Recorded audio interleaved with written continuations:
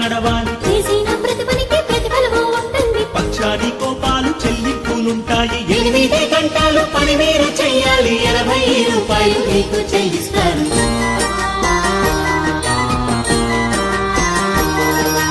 ఉపాధి హామీ పథకం వచ్చేను. పల్లె పల్లెకు పనులు తెచ్చేను. ఇది పల్లె బతుకులో వెలుగు ఇచ్చేను.